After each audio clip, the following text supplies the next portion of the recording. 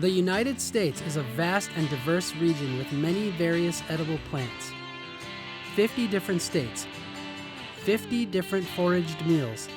This is Foraging the 50.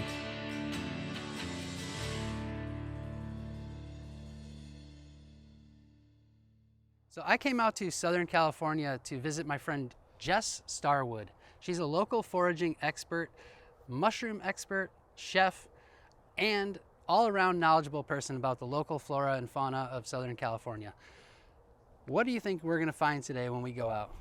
I would love to find some mushrooms, but it's been pretty dry, so that's, it's Southern California, can't expect too much. Yeah. But there's definitely lots of greens. All the invasive plants are really showing up right now, so those are the ones we really want to focus on to help manage the landscape, and they're tasty too. Yeah. But yeah, everything green and maybe some flowers too. I'm hoping we're gonna find some nettle.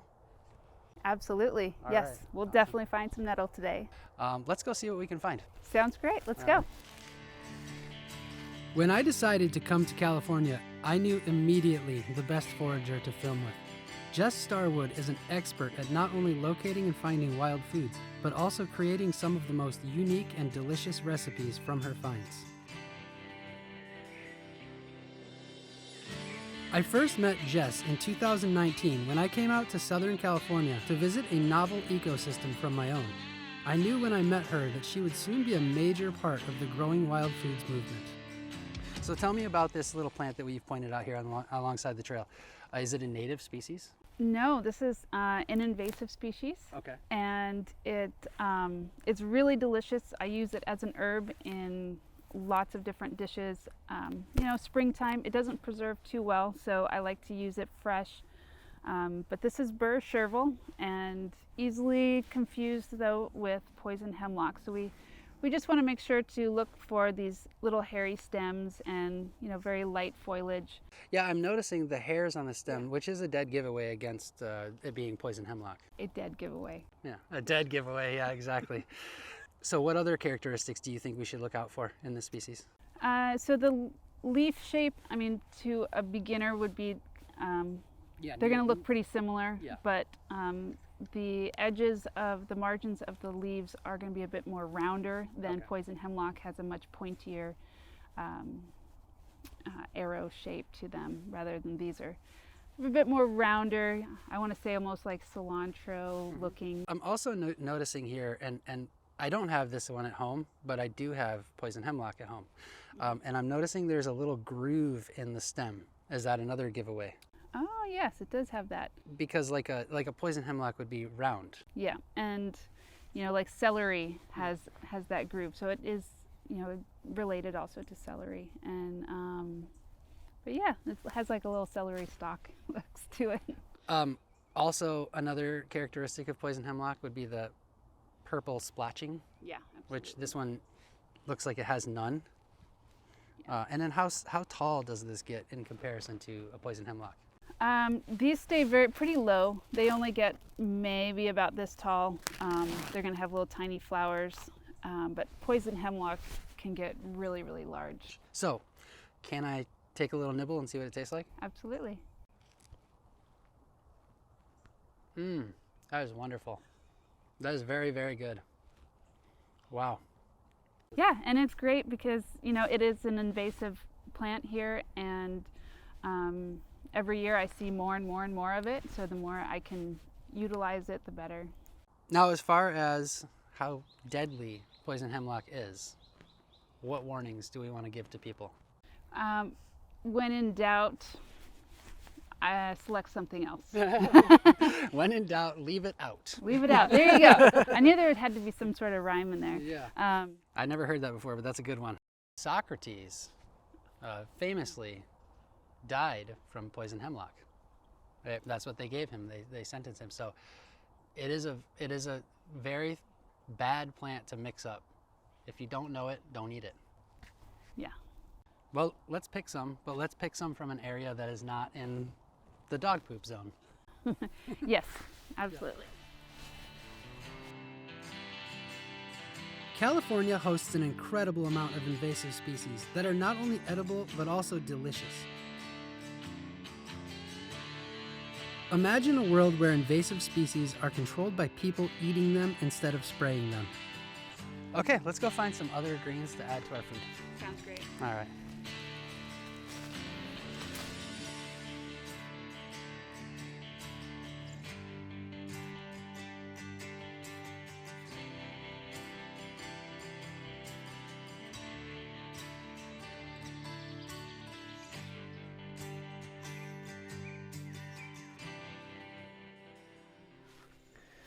Oh, look at this. I have no idea how you just spotted that. Well, let's see what it is. Obviously it's a mushroom, but I'm gonna dig it out because I want to make sure I get all of the identifying features here. Kind of already have an idea of what it is, but let's check it out. Oh, yeah. This is an Amanita novanupta, or also known as the blusher. So this is a Amanita family mushroom. And as I handle it more, it's going to start turning a bit reddish, pinkish here. Oh, wow. Yeah, so this is an edible Amanita. And it, again, could easily be mistaken. Oh, I see, actually, there's two of them here. Oh my God, this is amazing. Yeah, so there's two. Yeah, it could easily be mistaken as one of the deadly mushrooms, the destroying angel or Amanita ocreata. But that one does not stain pink like this one does. That one stays pure white. May I see one? Absolutely. I'll take the smaller one. So this one, if I start to touch this here on the top, it's going to start to turn that color? Yeah. Wow. Now what causes that? Some chemical reaction? Yeah. A lot of them, you know, they oxidize when their flesh is exposed to air or they're bruised. They change color. That is amazing. And that's what other little characteristics here? I'm noticing it has like almost a scaly look on the stipe here. Yeah, so this is just, you know, part of where the partial veil kind of has pulled away. So these are veil remnants, and yeah, that's something you would look for. You'd look for the colors of the gills, how the gills attach to the stem, the stipe here. You'd also look at the base and how it connects to the mycelium down at the bottom. And then, you know, you'd look for if it has any thick patches of universal veil on top, which it does have some little bits here and there.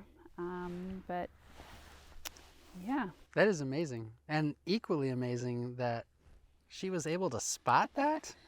That's, well, what I like to say is that when you're a mushroom hunter in Southern California, like if you're gonna do that, you have to be really good. Like it really refines your skills. And you know, other places where you literally are tripping over mushrooms every 2 feet, yeah, that's easy. Southern California, you really have to start to know your land, you know, and be able to read the environment.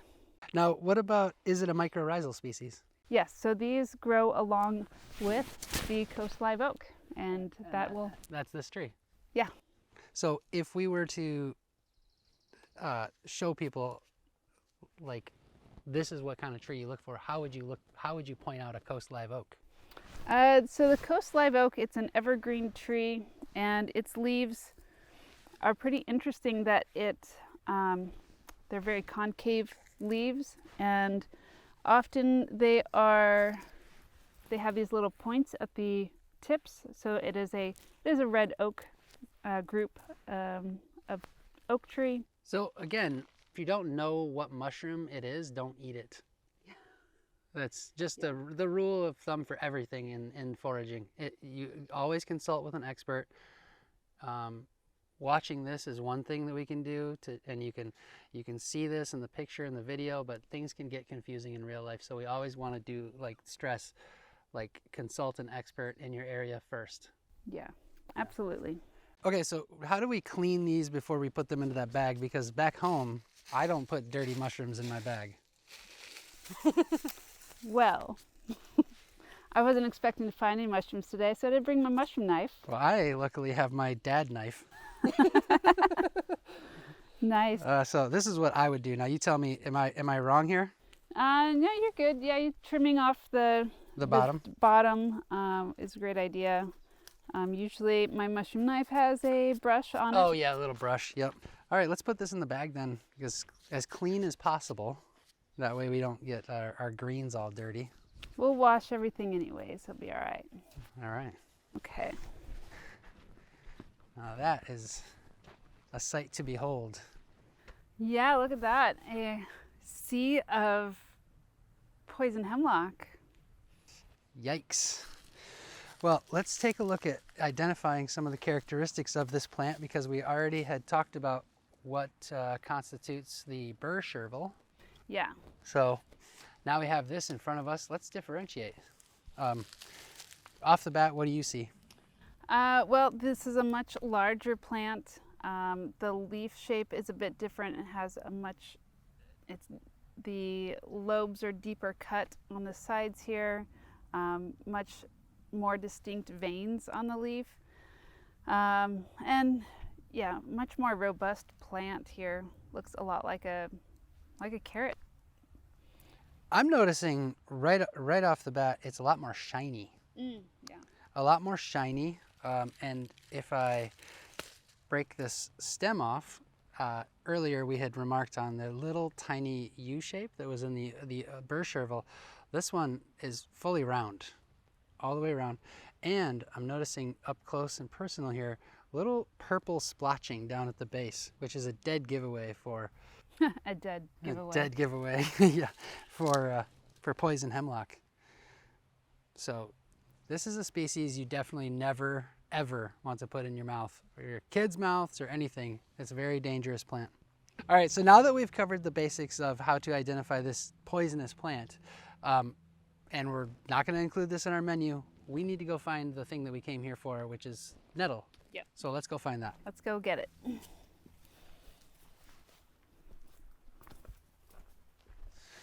Ooh, look what we have. There it is. This is definitely an old favorite of mine. Yeah. Well, this is stinging nettle, and this is the one that grows much larger than your annual one that we saw earlier, which stays pretty small. These here, I've seen them get to be 8 feet tall. And I see it's growing right by the water. Mm-hmm. Is that its preferred environment? Seems to be. Yeah, it definitely likes being near water, not in water, but it likes to be close by. As far as for identification purposes, I know from experience that that's a way to identify it. Yeah. That it stings you. It's got these little urticating hairs on it that stick into you, and they actually put formic acid into your skin, and it stings. Yeah. Now, other than that, how do you identify this? So nettle has these serrated edges around the edge of the leaf, and like he said, these stinging hairs cover mostly the bottom and the stems quite a bit. I remember when I was first learning about nettle, that's exactly what I did. I would just go around feeling plants, and until one, I'm like, oh, that must be it, because this leaf is pretty. It's a pretty common leaf. Yeah, it's a common shape, common color. There's a lot of other plants that can look similar to it. But yeah, those stinging hairs are really quite a easy identifier. I would also like to mention that it's got the the opposite leaves. Oh yeah. Yeah, so it does have that mint family look, but it's not in the mint family. No. Yeah, so it could be confused with the mint family. Luckily, the mint family is safe. Yeah. Yeah. So we should pick some of this because we're going to make a dish with the nettle, you say. So how do you like to pick nettle? Gloves are nice to have, but I lost my gloves recently. But you know, you can just snip off the tops with scissors or clippers, and there are very few of those stinging hairs at the tip of the leaf. So In Michigan, we can find whole acres of this plant at a time. Is that something that happens here in Southern California? you know, we don't have a ton of water, so I'm not going to harvest this entire patch here. It is a perennial, so it will continue to keep growing year after year. And I've been coming to this spot for many years, and it's still here, it's still thriving. Much like with what we were talking about earlier with the black sage, this plant also has a proclivity for, you cut the tops off and then it turns into two. Yeah. And that happens here as well for you? Yeah, it definitely helps to stimulate the growth. It's going to keep coming back. I was able to experiment back home because we have the ability to, like I said, because we have so much. And I have actually experimented around with cutting 100% of a patch down and having the entire patch then come back up. Oh, really? And get bigger. That's awesome. Yeah, but I don't know if you'd want to do that here. I would not suggest that anybody takes part in doing anything that's not on their own land in regards to cutting all of some plant down. Okay, now that my hands are totally on fire from your aggressive stinging nettles here, we should go back and see this famous cooking in action. Sounds great. Yeah. Let's get back to the kitchen. All right, let's do it. California is a paradise in the mind of most people. Foraging, however, is not necessarily something considered easy. It requires great skill and many years of study in order to forage successfully year-round. I thoroughly enjoyed getting to spend time in Southern California with one of the most experienced foragers in the state. Jess is truly a treasure.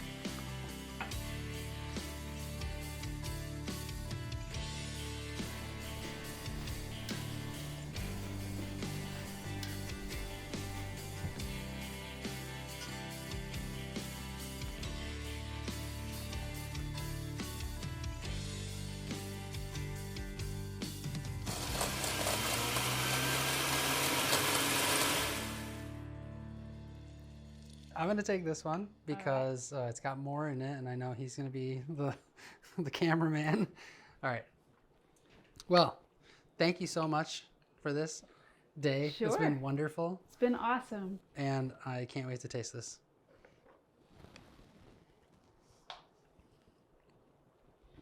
Oh, man. That is really good.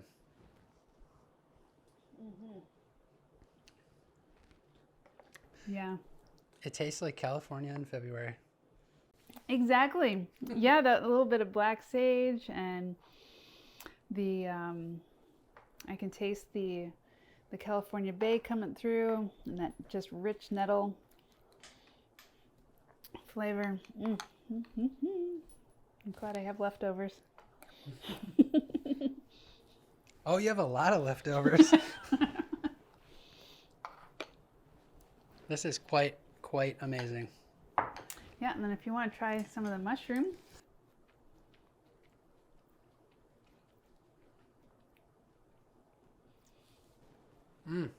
Mushroomy. Has that, like all the amanitas have that this flavor. So it has that kind of like the fall cacora, the spring cacora. As they age, they get a little bit of a fishiness to them. Yeah, you could smell it with earlier we smelled that with the rotten ones. Yeah, but yeah, I think these are not bad. No, they're pretty good. It does have an almost seafood taste. Yeah, there's a seafood taste that can be pretty good, but then as it gets just too old, it can be not good at all. But Jess, thank you so much. Today has been amazing. The unexpected mushroom finds, all of the greens that we were able to get. Would you invite me out again sometime? absolutely, anytime. It's been a blast. All right. I'll see you guys next time on Foraging the 50.